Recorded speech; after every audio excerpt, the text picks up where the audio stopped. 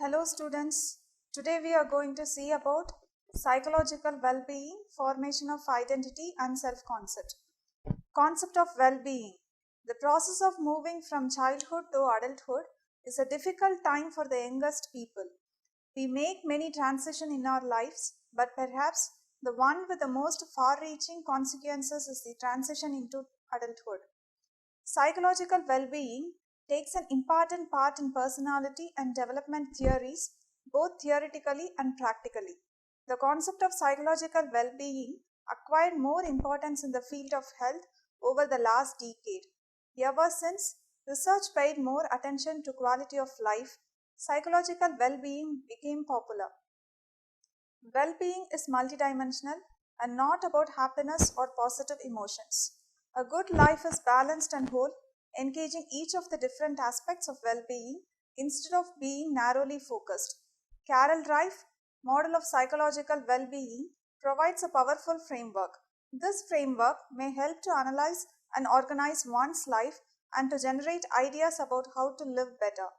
Carol Dweck's six categories of well being are self acceptance, personal growth, positive relation with others, environmental mastery, and autonomy. Self acceptance. It is broadly classified into two types. They are high self acceptance and low self acceptance. The example of high self acceptance include when you possess a positive attitude towards yourself, you acknowledge and accept multiple aspects of yourself, including both good and bad qualities, and you feel positive about your past life. The components of low self acceptance include when you feel dissatisfied with yourself, you are disappointed with what has occurred in your past life. You are troubled about certain personal qualities and you wish to be different than what you are.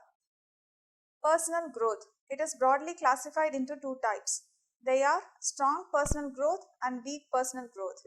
The strong personal growth is realized when you have a feeling of continued development, you see yourself as growing and expanding. You are open to new experience, you have the sense of realizing your potential, you see improvement in yourself and behavior over time, and you are changing in ways that reflect more self-knowledge and effectiveness. Weak personal growth is noted when you have a sense of personal stagnation, you lack the sense of improvement or expansion over time. You feel bored and uninterested with life, and you feel unable to develop new attitudes or behaviors. Purpose in life. It is of two types, strong purpose in life and weak purpose in life. The strong purpose in life is noted when you have goals in life and a sense of directedness. You feel there is a meaning to your present and past life, you hold beliefs and give life purpose, and you have aims and objectives for living. The weak purpose in life is noted when you lack a sense of meaning in your life. You have few goals or aims, you lack a sense of direction, you do not see purpose of your past life, and you have no outlooks or belief that gives life meaning. Positive relation with others. The strong positive relation is noted when you have warm, satisfying, trusting relationship with others, you are concerned about the welfare of others, you are capable of strong empathy, affection and intimacy, and you understand the give and take of human relationship. The weak relation is noted when you have few close, trusting relationship with others, you find it difficult to be warm, open and concerned about others, you are isolated and frustrated in interpersonal relationship, and you are not willing to make compromises to sustain important ties with others. Environmental mastery. It is classified into two types, high environmental mastery and low environmental mastery. High environmental mastery. You have a sense of mastery and competence in managing the environment. You control complex array of external activities and make effective use of surrounding opportunities, and you are able to choose or create context suitable to your personal needs and values. Low environmental mastery. You have difficulty managing everyday affairs. You feel unable to change or improve surrounding context. You are unaware of surrounding opportunities and you lack a sense of control over the external world. Autonomy. The two types of autonomy are high autonomy and low autonomy. The quality of high autonomy is noted. You are self-determining and independent. You are able to resist social pressures to think and act in certain ways. You regulate behavior from within and you evaluate yourself by personal standards. Low autonomy. You are concerned. Low autonomy. When you are concerned about the expectation and evaluation of others, you rely on judgment of others to make important decisions. You conform to social pressures to think and act in certain ways. Carol Reif has stated psychological well-being as consisting of 6 dimensions. She has designed self-report scales to assess individuals' well-being at a particular moment in time within each of these 6 dimensions. 3 to 12 items per scale validated version exist of the measure for the use in surveys, research, or other data collections. Individual responds to various statements and indicate on a 6-point Likert scale how true each statement is of them. Higher score on each on scale indicate greater well-being on that dimension. Formation of identity. Identity is an individual conscious description of who he is. Identity is a definition placed on the self. One's identity is assessed by asking the person to describe oneself. As individual identity is developed over time, it is constantly evolving and influenced by self-awareness. Self-awareness involves consciously knowing how the self thinks, feels, behaves, believes at any specific time. Your sense of identity refers to your knowledge of who you are. Identity always answers the question, who are you? Self-concept, in contrast, may contain answers to other questions like what kind of person are you and how good are you. Identity may contain material that is not part of self-concept because identity is not fully contained inside the person's own mind. To explain this concept, an example can be cited. Newborn babies do not have self-concept, but they do have identities. They belong to a certain family. They soon have a name, and so on. The concept of identity rests on two notions, sameness and difference. Identity means being the same person you are yesterday or 10 years ago. It also means being different from someone else. The task of eyewitness identification is to decide which person in the police lineup is the person who committed some crime. This means identifying someone as being the same person who performed some other deed and differentiating that person from other innocent people. Likewise, a campus identification card links your identity across time and you have the same card for over a period of time and differentiate you from other people. For example, you are permitted to use campus facilities that others may not use. Identity formation has been most extensively described by Erik Erikson in his theory of developmental stages, which extends from birth through adulthood. According to Erikson, identity formation, while beginning in childhood, gains prominence during adolescence. Adolescent identity formation. A teenager has at the beginning of high school is largely determined by his or her curiosity and openness, interest, willingness to learn, and susceptibility to change.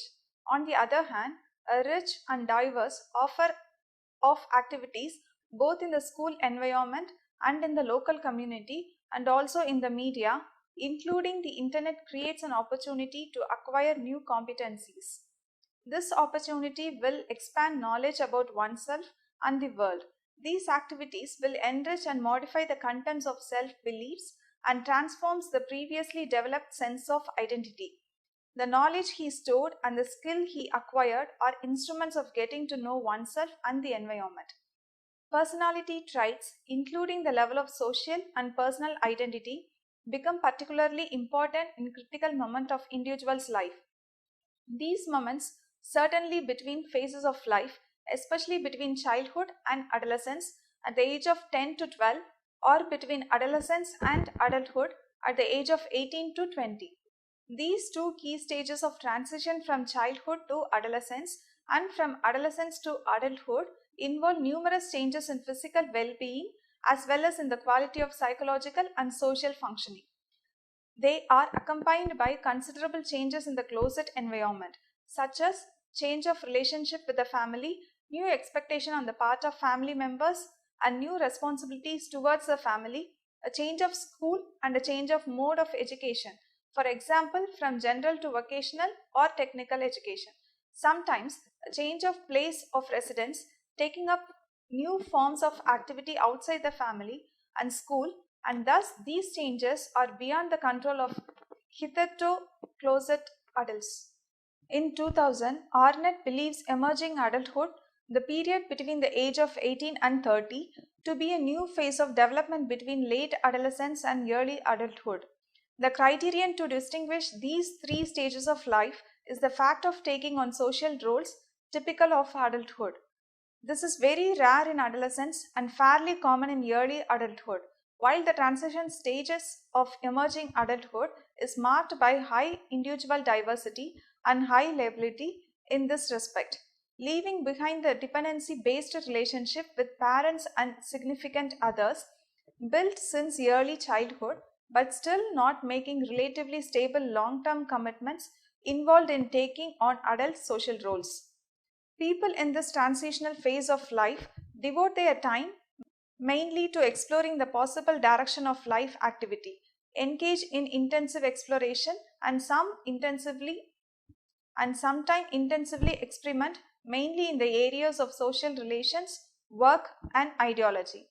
It is not until about the age of 30 that relatively stable decision and commitments are made concerning partner relations, professional life, and financial issues. Identity construction is a unique time in every adolescent's life. Erik Erikson has illustrated the importance of identity formation in youth lives, further asserting that the age-old question of who am I becomes salient around the ages of 12 to 18 because for the first time, adolescents are able to understand the importance of identity, and that exploration is the primary means by which to achieve it. Youth are able to use abstract thinking and place themselves into a hypothetical situation to help them find the best fit with regards to their identities. They are great at using their imagination to envision how others will see them upon the changes they enact. This is a transitioning period in life categorized by psychological, cognitive, biological, emotional, and hormonal changes are being made and figuring out who you are in the midst of all of this overhauling. It is also important to consider that this is very active search for their identity and information about who they are. Lots of time and energy are invested on their part to reach this important goal as it goes the distance to fulfill their sense of belonging and accomplishment. Erikson impresses upon society that this is a highly mental and social process, rolling cues from the environment, options, observation, and reaction from friends and family into making the decision of which step to take to find out who they are or in which direction to proceed. We look to others to find out about ourselves. This is a process that begins with some degree of intensity in adolescence and may continue on until the end of our days. Identity crisis. Faced with physical growth, sexual maturation, and impending career choices, adolescents must accomplish the task of integrating their prior experiences and characteristics into a stable identity. But when you are unsure of your role in life or feel like you don't know the real you, you may be experiencing an identity crisis, stated by the theorist Erikson. Erik Erikson coined the term identity crisis and believed that it is one of the most important conflicts people face in development. According to Erikson, an identity crisis is a time of intensive analysis and exploration of different ways of looking at oneself.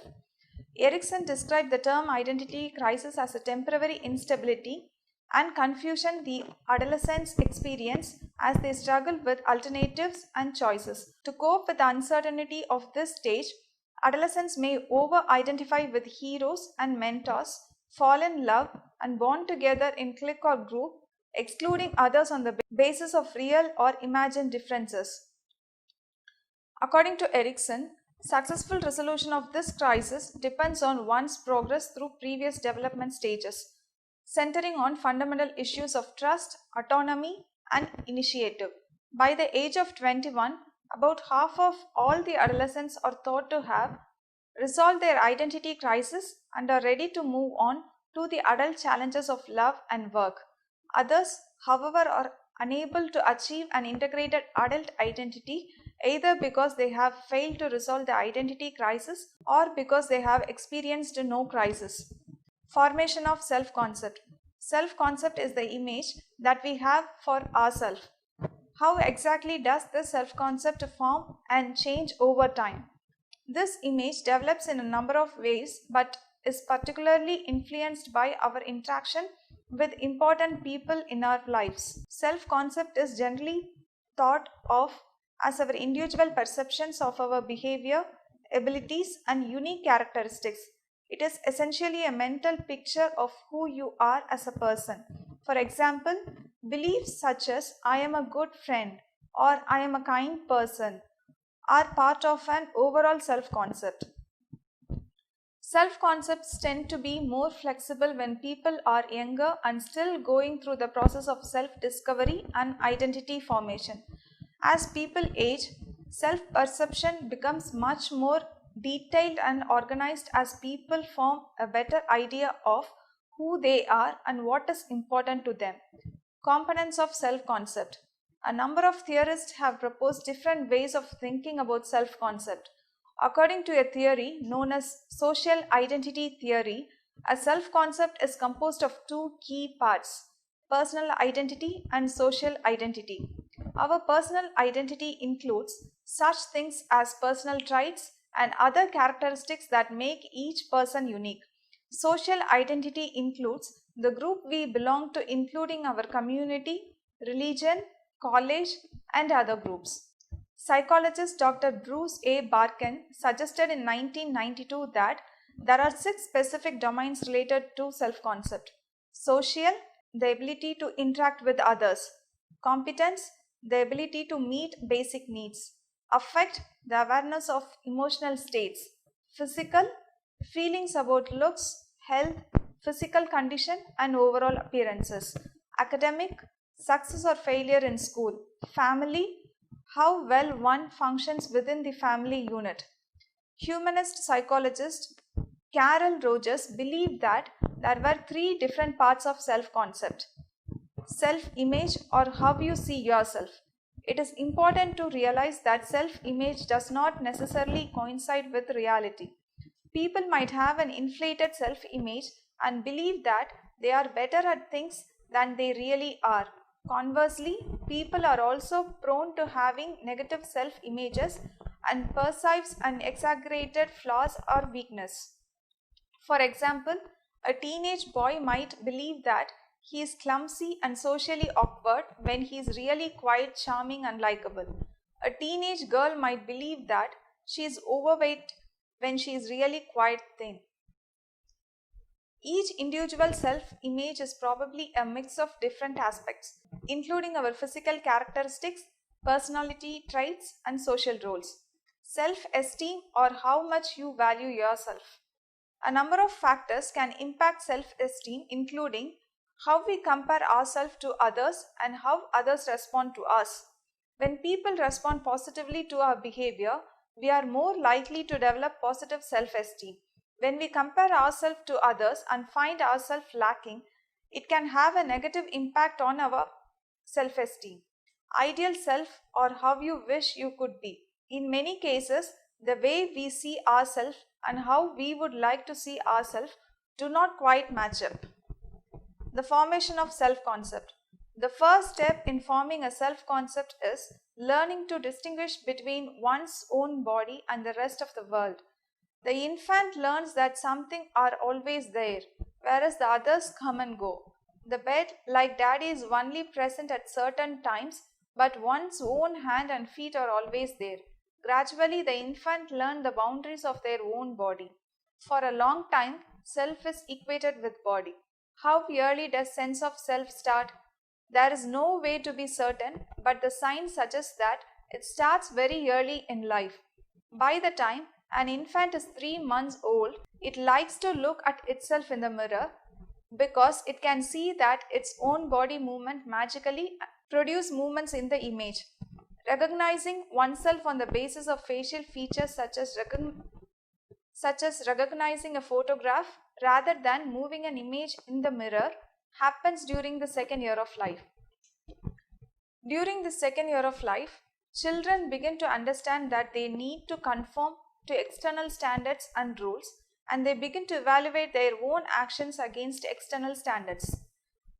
This is a big step in the growth of self-awareness.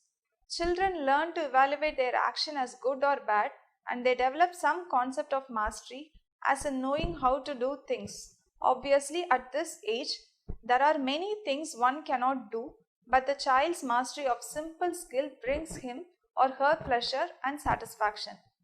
One sign of this is that children will smile when they successfully complete some task.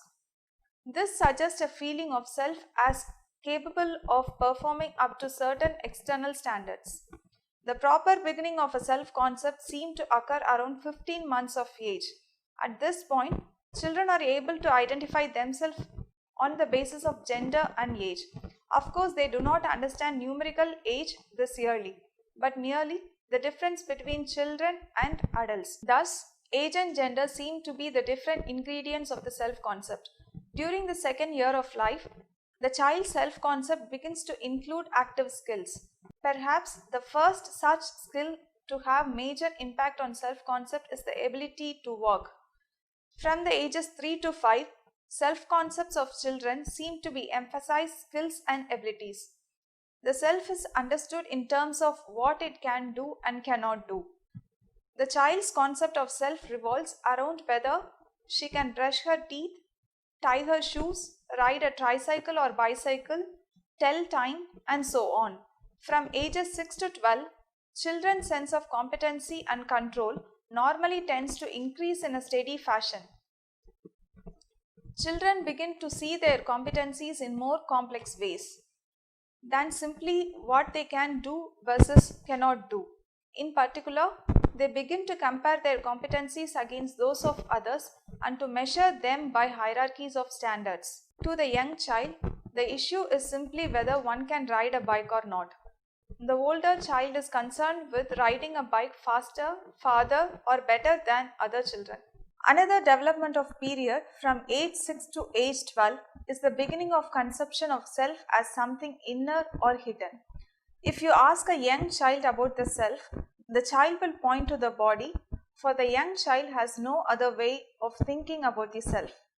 Older children begin to develop notion of a more psychological self, including thoughts, feelings, and intentions that go beyond the mere physical self.